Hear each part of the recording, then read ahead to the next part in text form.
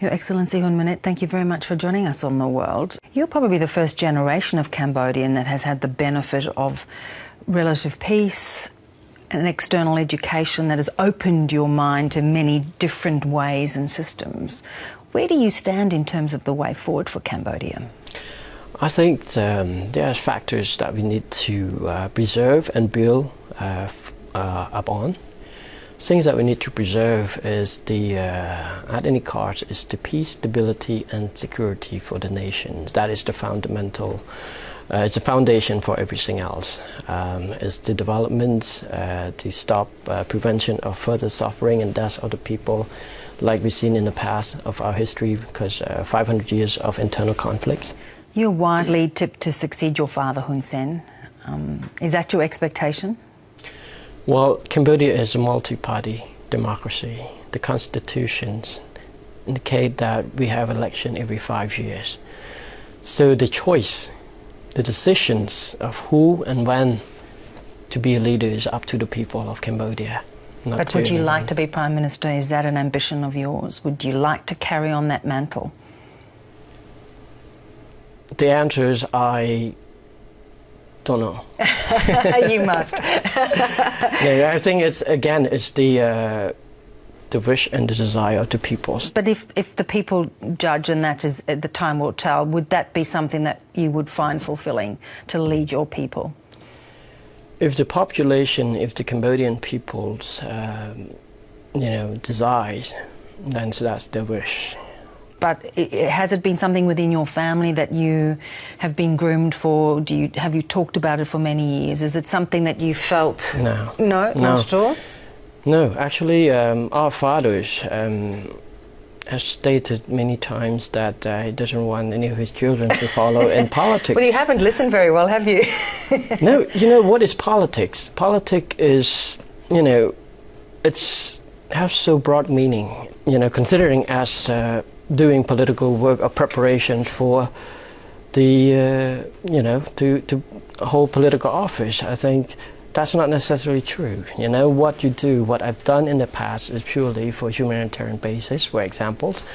The engagement of youth, it's just with the passions to have that. Whether it is for politics or anything, it's not, that's what the concern. The concern is that how much it could contribute to society, how much, with the limited time I have on this earth, that I could contribute to, fulfilling the needs of many peoples and that. Let's talk for a moment about, of course, your father has been in power for 30 years, and you've heard the criticisms before, repression, corruption, and now potentially they may point the finger and say there's nepotism in terms of you and your brother coming through. Does that sit uncomfortably with you? Do you see that there is a need for a different perception? I mean, there's,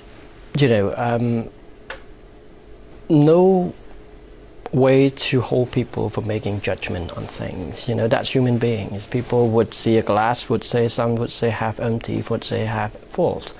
It's their views. It's their decision of making up their minds, that we all respect that. But the facts of the matter is, what's really matter is deep down inside, what do you feel conviction of your actions? Your action is, my father is leading the country for 30 years. The facts that the country has moved from the day where people were being killed during the genocide region, up to the total peace and stability of the win-win policies that never achieved in Cambodia. The internal unity was absent for about 500 years.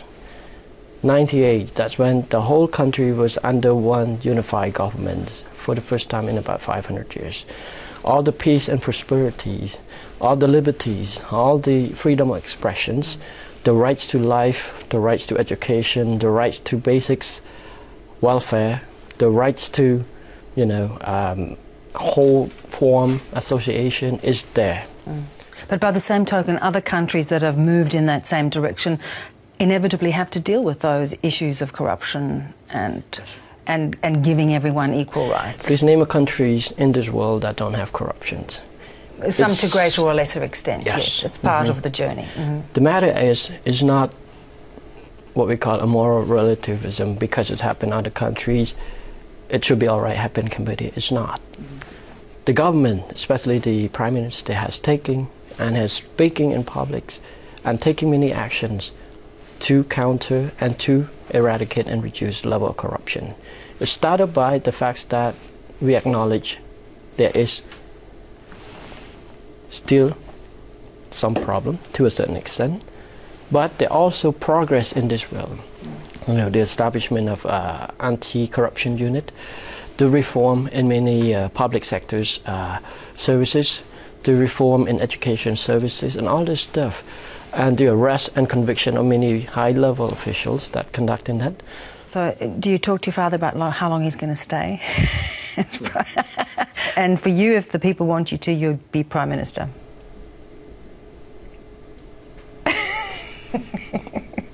Do I take that as a yes? No.